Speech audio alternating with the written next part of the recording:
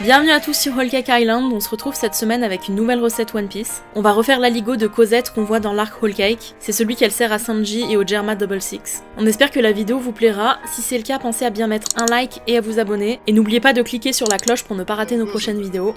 On vous laisse avec un extrait vidéo et on commence tout de suite après avec la recette.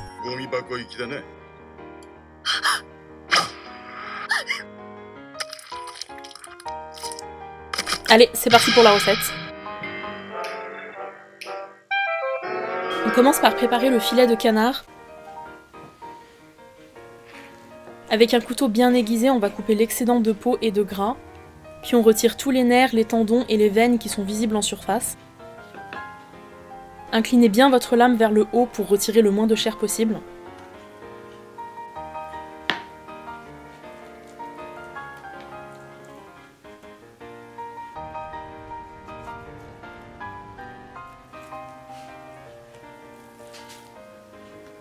Et comme d'habitude, petit contrôle qualité par l'assistant.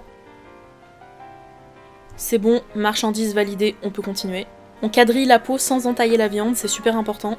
C'est beaucoup plus facile à faire quand la viande est bien froide, donc on vous conseille de la mettre 10 minutes au congèle. Après ça reste optionnel, vous pouvez la laisser telle qu'elle aussi. Et on le laisse reposer 1 heure à température ambiante avant de saler et poivrer généreusement la peau. On retourne et on fait pareil de l'autre côté. Pour assaisonner la viande, on va utiliser de l'ail, des herbes fraîches comme du romarin et du thym. Dans l'animé, il y a une viande qui accompagne l'aligot et Sanji appelle ça une viande confite. Ça ressemblait à du canard, donc on a tenté une version japonaise de confit à l'huile d'olive en cuisant le canard au bain-marie à 70 degrés Celsius. C'était pas méga super concluant. Une fois cuit, on a fait griller le canard sur toutes ses faces. Sincèrement, c'était pas mauvais, mais ça vaut clairement pas 1h30 de cuisson. Et c'était un petit peu trop cuit. Et on pense que ça aurait été plus bon si la viande avait été saisie avant d'être confite. Et puis il faudrait aussi baisser à 1 heure de cuisson. Du coup on a changé d'avis et on a servi l'aligot avec un filet cuit directement à la poêle. On pose le canard quadrillé, salé et poivré côté peau dans une poêle froide. On ajoute de l'ail et du romarin et on fait cuire sur feu moyen jusqu'à ce que la peau soit grillée. Ça va permettre au gras de fondre doucement. Et on retourne le canard. Et si vous utilisez du magret qui est beaucoup plus gras que le filet de canard, faudra penser à retirer le gras avec une cuillère au fur et à mesure, sinon la viande va frire. Quand la deuxième face est grillée, on retourne le filet une dernière fois. Utilisez bien une poêle qui passe au four ou mettez un plat dans votre four au moment où vous l'allumez et transférez le canard dedans une fois que votre four est préchauffé. Et on retire le romarin avant de finir la cuisson au four préchauffé à 180 Celsius pendant 8 minutes.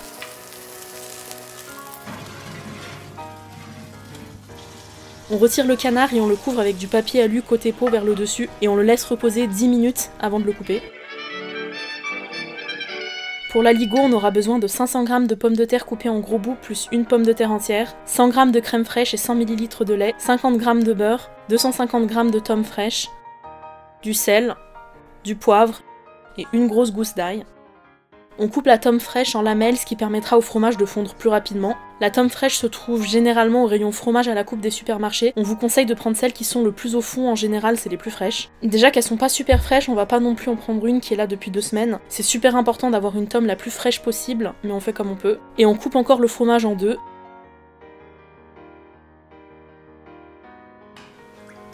On va faire bouillir les pommes de terre dans de l'eau salée.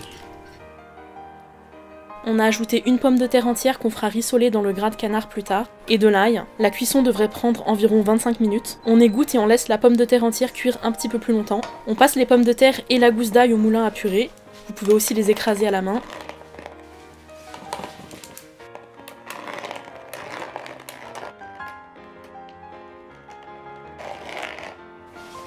Sur feu doux à moyen, on réchauffe la purée avec du beurre et du lait. Et on assaisonne avec du sel et du poivre. Salez bien votre purée parce que la tomme fraîche n'est pas du tout salée. Et quand la purée est bien chaude, on passe sur feu très doux et on ajoute 1/3 du fromage.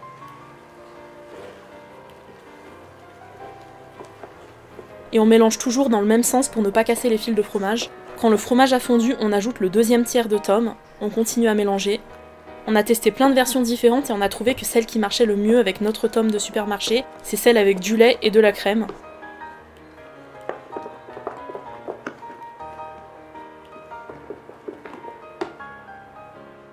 On ajoute la crème épaisse. On en avait déjà ajouté un petit peu hors caméra, c'est pour ça que la purée est plus liquide. Et on retire du feu avant d'ajouter le restant de fromage coupé en petits morceaux. Et là, normalement, le mélange est assez chaud pour faire fondre l'atome hors du feu. On mélange encore 1 minute jusqu'à ce qu'on ait des beaux fils et on sert immédiatement.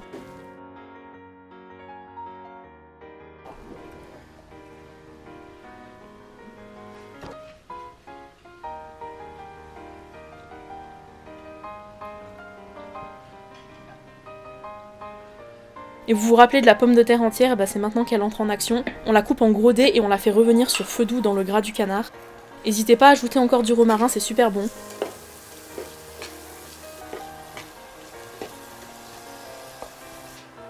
Et saler et poivrer avant de servir.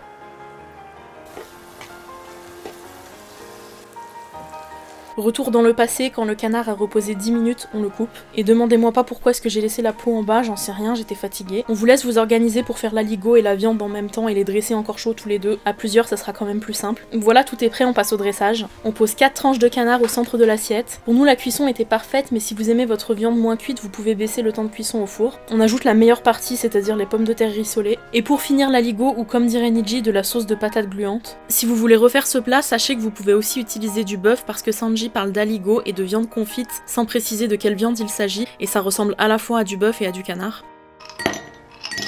Et on sert avec un grand verre d'eau froide.